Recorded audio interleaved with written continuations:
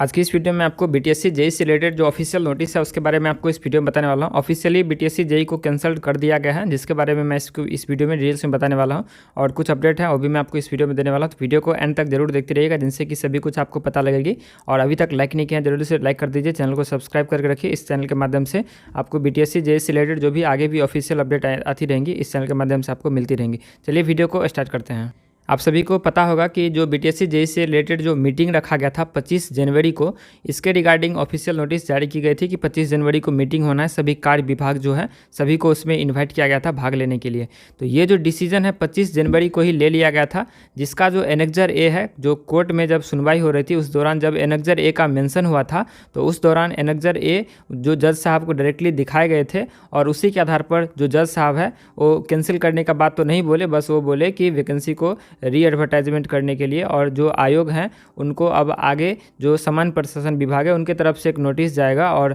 जो बीटीएससी है वो ऑफिशियल नोटिस अपना निकालेंगे। ये वो एनेक्जर ए है जो कि देख सकते हैं, जो कोर्ट में चर्चा हुआ था एनेक्जर ए का, यही एनेक्जर ए है जो कि मीटिंग हुआ था। उस मीटिंग में जो निर्णय लिए गए थे यही इसमें डिटेल्स में लिखा गया है। तो ये जो पीडीएफ है मैं अपने टेलीग्राम में डाल दिया था, लेकिन इस पर जो डिटेल वीडियो है मैं आपको नहीं बनाया था। इसमें अभी मैं आपको वीडियो बना रहा हूँ, आप लोग इसमें डिटेल्स में सभी कुछ दिया गया। इसमें क्या निर्णय लिए गए थे, तो यहाँ पर इन्होंने मेंशन किया है कि जो नियुक्ति इसके रिलेटेड जो बिहार तकनीकी सेवा आयोग को जो ये नियुक्ति भेजी गई थी, जिसमें माननीय उच्च न्यायालय में बहुत सारे मुद्दा पर दायर किया गया था इसका वाद केस, जिसमें यहाँ पर ये निर्णय लिए गए हैं कि वर्तमान में उत्पन्न वैधानिक जटिल स्थितियों को दृष्टिगत रखते हुए बिहार तकनीकी सेवा आयोग द्वारा विज्ञापन संख्या 1/2019 से चल रही नियुक्ति प्रक्रिया को रद्द करने की कार्रवाई की जाए। तो ये डायरेक्टली इसमें मेन पॉइंट लिखा गया, इसका पहला पॉइंट ही। तो ये अब नोटिस जाएगा बीटीएससी को और बीटीएससी एक ऑफिशियल नोटिस निकालेंगे कि जो अपरिहार्य कारणों से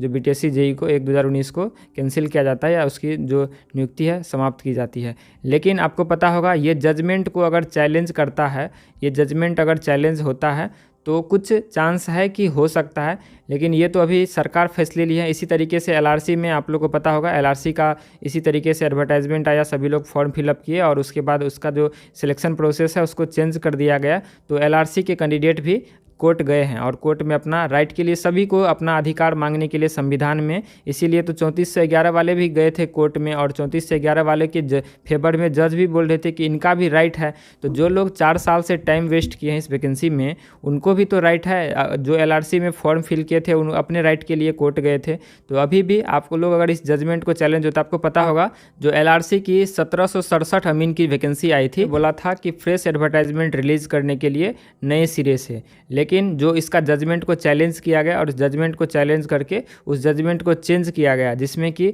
जहाँ से ये जो वैकेंसी 1767 अमीन की वैकेंसी जहाँ से रुकी हुई थी, वह उसके बाद से आगे की प्रक्रिया चालू करने के लिए बोला गया और अभी उन लोगों का डॉक्यूमेंट वेरिफिकेशन भी हुआ और आगे ज्वाइनिंग भी हो सकती है। तो ये अभी आपको पता होगा 1/2019 जो विज्ञापन संख्या थे, इनमें बहुत सारे केस में ये डिसीजन जैसे 40% का ही ले लीजिए, जो चेंज हुआ इसी एडवर्टाइजमेंट में चेंज हुआ और उसको आगे किया गया। मान के चलिए यूजीसी वाला ही मैटर था, तो इसी एडवर्टाइजमेंट में कुछ चेंज करके इस एडवर्टाइजमेंट को आगे बढ़ाना चाहिए था, ना कि इसको चेंज करके पूरी तरीके से ही सब कुछ करना चाहिए था। क्योंकि इसमें जो मेन पॉइंट है ये कि 4 साल से ये वैकेंसी पेंडिंग थी, 4 साल इसमें ऑलरेडी चल गए थे, कुछ दिन और से ही सब कुछ क्लियर करके इस वैकेंसी को कम से कम कंप्लीट करवाना चाहिए था, लेकिन इन्होंने डायरेक्टली सब कुछ पलट दिया और डायरेक्टली, तो ये सरकार की गलत नीति है। और आप लोग जो भी, कुछ लोग कैंडिडेट ऐसे हैं जो खुश हो रहे हैं, कुछ लोग कैंडिडेट हैं जो उदास हो रहे हैं। ऑब्वियसली बात है, जो लोग कैंडिडेट इसमें फॉर्म फिल किए थे वो लोग उदास होंगे ही, क्योंकि उनका 4 साल का टाइम वेस्ट हुआ है। और जो कैंडिडेट इसमें फॉर्म फिल नहीं किए थे उन लोगों के लिए खुशी की बात है, क्योंकि उनके लिए एडवर्टाइजमेंट आएगी, उन लोगों का फिर से जो सभी उसमें आप लोग भाग ले सकेंगे। मेन फैक्टर है ये कि 4 साल से टाइम इसमें वेस्ट हुआ है जो भी कैंडिडेट का, तो उन लोगों के साथ अन्याय हुआ है और वो लोग अपना जो भी अधिकार है अपना मांग सकते हैं सरकार से या कोर्ट में। तो ये चीज़ इसमें मेन पॉइंट है। जो भी कैंडिडेट जो संविदा वाले हैं वो लोग तो कभी भी नहीं चाहेंगे कि इस वैकेंसी को कैंसिल होने दें, तो वो लोग अपना स्तर पे जो भी काम है कर ही रहे हैं। जो अगर आपको इसमें लगता है तो आप इसमें सपोर्ट कर सकते हैं। एलआरसी वाले में भी जो लोग इसमें सपोर्ट में थे सभी लोग गए हैं अपना अधिकार मांगने के लिए। हो सकता है सरकार उस पर अपना जो निर्णय, सरकार अगर कोई गलत करती है तो कोर्ट उसी के लिए है कि सरकार अगर कुछ गलत करती है तो कोर्ट उसमें हस्तक्षेप करती है और उसको सही करवाती है। कभी कभी सरकार कुछ ज़्यादा ही कर देती है, कोर्ट कुछ ज़्यादा ही कर देती है, जैसे कि अभी देख सकते हैं बीटीएससी में बहुत सारे हस्तक्षेप हो गए, जिसके कारण से अभी ये सिचुएशन देखना पड़ रहा है। तो सभी चीज़ का जो सोल्यूशन है केस नहीं होता है, आपको बहुत चीज़ में सावधानी से भी बरतनी चाहिए। आपको पता होगा जो सेम अभी एक बीटेक वाला केस चल रहा है, उसमें भी सरकार को तलब किए हैं कि 3 वीक के अंदर में इस पर भी एक स्ट्रॉन्ग डिसीजन देने के लिए, कि अगर आपको पता हो भविष्य में हो सकता है बिहार में बीटेक अलाउ भी हो जाए, नहीं भी हो जाए, लेकिन अगली जो सुनवाई है बीटेक वाला केस में, उसमें डायरेक्टली जज साहब सरकार को तलब किए हैं कि अगली जो सुनवाई है उस सुनवाई में सरकार की तरफ से एक स्ट्रॉन्ग डिसीजन होना चाहिए कि क्या करना है, लेना है कि नहीं लेना है। अगर उनके तरफ से कोई स्ट्रॉन्ग डिसीजन नहीं आता है तो उसके बाद जो बीटेक के केस में है उस पर जो वकील जज साहब है वो जो भी कैंडिडेट उसमें इंटरवेंशन किए हैं दोनों पक्ष का मामला सुनेंगे और उसके बाद कोर्ट अपने तरफ से फैसला लेगी। ये पिछले जो सुनवाई हुई है 16 फरवरी को, उसमें साफ साफ लिखा गया। 7061 का सुनवाई हुआ था 16 फरवरी के डेट में, जो केस नंबर है 7061/2022, ये बीटेक वाला केस है। इसमें जो chief justice acting chief justice है वो सुनवाई किए थे 16 फरवरी 2023 के डेट में। और इसमें जो बोला गया है एडवोकेट जनरल के द्वारा जो भी इसमें डिसीजन दिए गए थे वो इनके जो असिस्टेंट कौंसल थे, यानी कि एडवोकेट जनरल के असिस्टेंट, वो आए थे कोर्ट में, सबमिट किए अपना स्टेटमेंट, जिसमें ये बोला कि स्टेट गवर्नमेंट जो है ये रिव्यू कर रही है इंटायर मैटर को, यानी कि बीटेक केस में जो इसमें है स्टेट गवर्नमेंट इस पर भी रिव्यू कर रही है कि क्या करना है, और जो इसमें रूल्स रेगुलेशंस हैं प्रोविजंस हैं उसको अभी चैलेंज किए गए हैं जो कोर्ट में, उस पर क्या डिसीजन लेना है वो एक्सपेक्टेड है विदिन 3 वीक्स।